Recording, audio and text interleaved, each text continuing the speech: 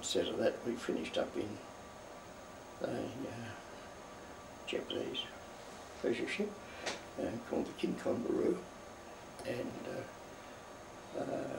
jammed into the holes down there. Went to Singapore, spent about 3 days in Singapore at Changi, which gave us the impression of being a holiday camp.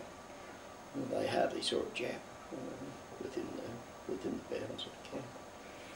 Then we went into another ship called the Maypasi. Just interject, were you given any clothing in Changi or anything like that? Any assistance? Yes, we have been given some Dutch Army clothing while we were at Serang. Singapore, no. We got a small portion of a parcel of some sort. Whether it was a Red Cross parcel or whether it was army rations, I can't answer your question now. But we got a section of that between half a dozen people. And clothing, no, not really. Although I picked up a pair of shoes in Singapore, and for the life of me I can't remember where they were. They were a golf shoe type shoe, but they were too small for me, and I solved that problem by cutting the toes out. But I did own a pair of leather shoes, which made me fairly unique in that part of the world. But there was another story later about that. But anyway, after our few days in Singapore, we were then lumbered into another craft called the Maypasi and destination unknown, but when we left Singapore and turned north, we'd only left Burma. It didn't take a lot of guessing. Did you have any second pioneers or the second, third machine gunners with you? Oh yes. Do you remember any of them at all by name? Not really at that stage. Okay. At that stage, as far as I personally was concerned, the Perth blokes were still a very tight-knit crew. Yeah, sure, we'd made friends. I recall the day after I arrived in the bicycle camp, and he's a very forlorn 18-year-old wearing the only thing he owned, which was a blue sarong.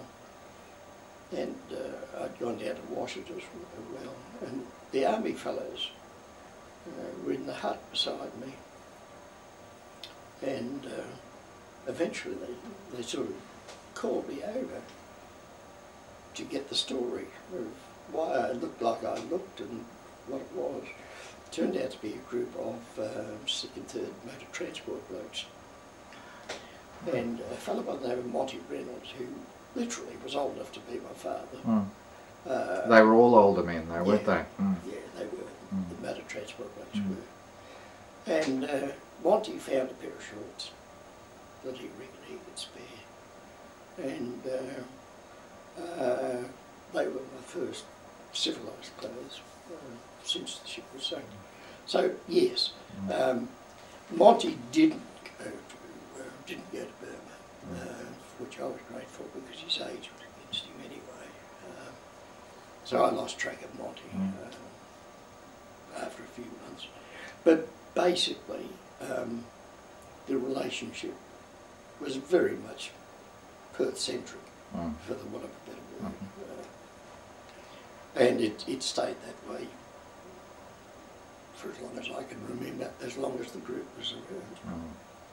Anyway, the Maypasi took us to Rangoon, where we transshipped into another little ship, which I only remembered its name last night, the Yamagata Maru, and that took us over to Mulmeen, and we disembarked in the middle of the night at Mulmeen. They marched us into the local jail. There was a mad rush for the prime position. Some blokes got a little hut to themselves, which they vacated next morning when they saw the sign that it was the leper hut the next day. But we spent a few days in Mulmeen jail, right under the Mulmeen Pagoda. Kipling got it wrong. it faces the opposite direction to what it mentioned. It's nowhere near the sea, but however, it was a good story. Do you remember any deaths at all in Mill Mine while you were there? I don't remember a death. Okay. I think two memories of Mill Mine was the fact that there was nothing wood left in the jail when we left it, because we'd stripped everything for cooking purposes, because the Japs just put bags of rice in and said, that's yours. So anything that was wood was burnt and cooked in little fires. But far more importantly was the day that we left Morgan, going we knew not where, when they marched us through town, and the native Burmese population opened its hearts to us. They evaded the Japanese guards to give us eggs, fruit, scraps of clothing, what have you. And bear in mind that this is a very poor native population who allegedly were violently anti-British. Don't believe it. They were, at that stage, after 6 months, they were anti-Japanese. Well, from Milmean we were simply taken to Tambazai.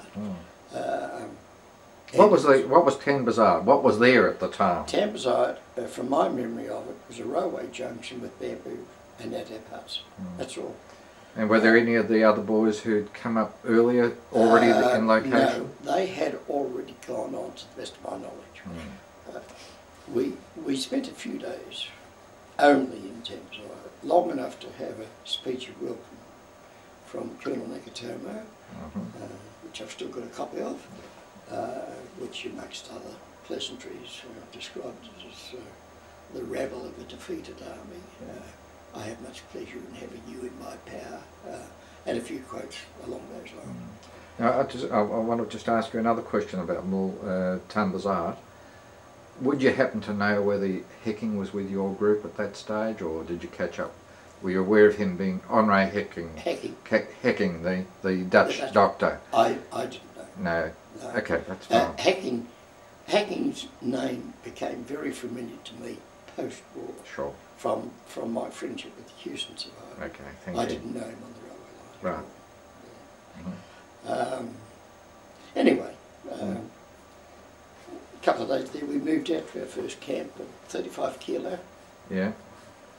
And there are a couple of things there. One was going past the group who'd arrived before us, was the 8 kilo camp, which became part of my history later.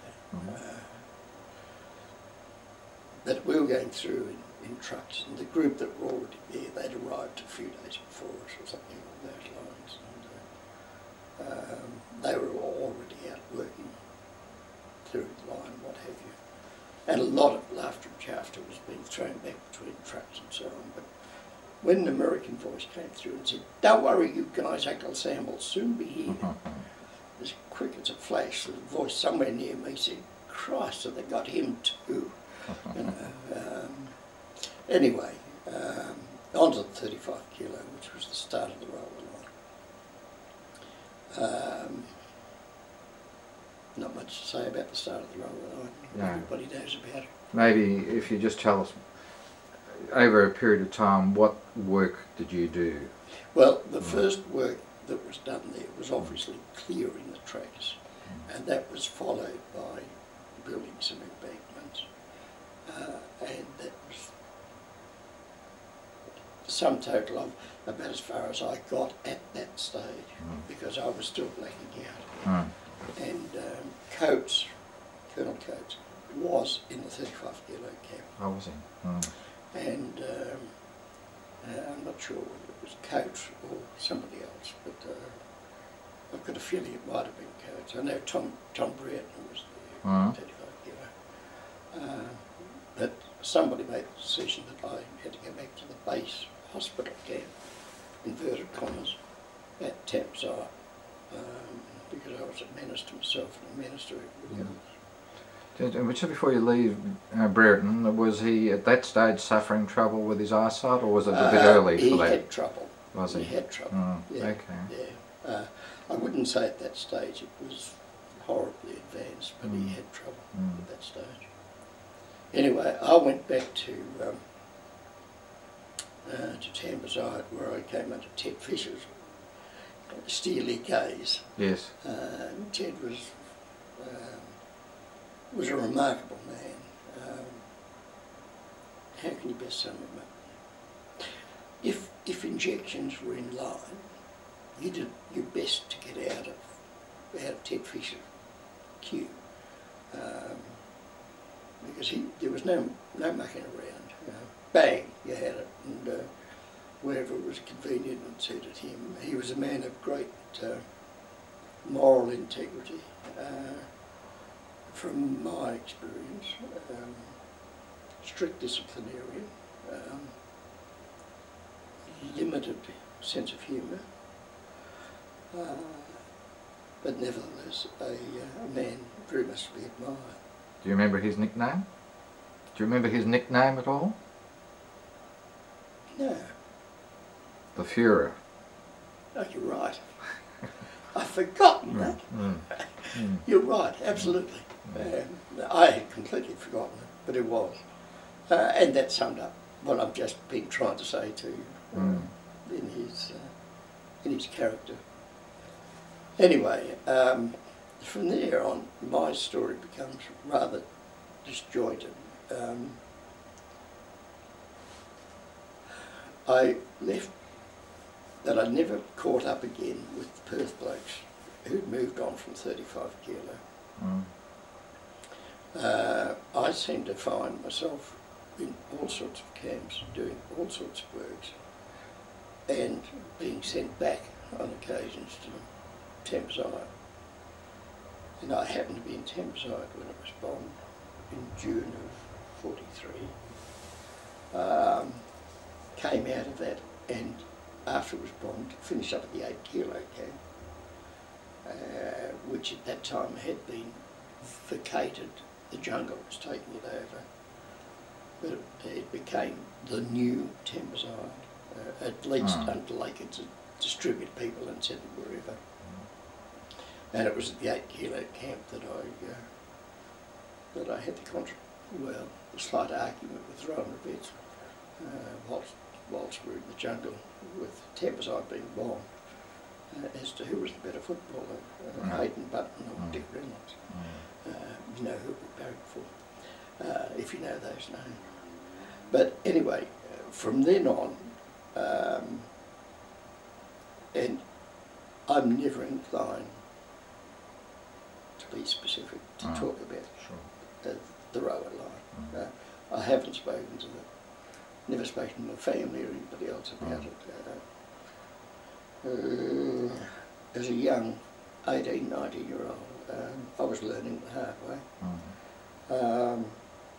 I did most jobs on the railway line at various camps, but not necessarily a permanent camp as far as I was concerned. Did you do pile driving? Did you do pile driving? Yeah, I did some pile driving. Not a lot of it, thank you. And tell me, that gantry that the weight dropped from, was that erected on site, or was it carted along? No, it was erected on site. Yeah. And the other, some of the songs that were sung on that were quite things. I mean, the rhythm was itchy Lasagna, bang, and the things that you can put to that melody. You know, go and get. Well, whatever. Well, I have heard one. Tojo is a bastard. Yeah, that's right. Yeah, anyway, I understand what you're saying. Yeah. Now, the fact that you weren't with your Perth boys, did you feel remote or lonely or anything like that? I think it had some bearings. I found myself becoming more and more involved with army blokes. And it really didn't matter. They were people, they were friends, irrespective of what they were. But I probably, if I'd had a choice,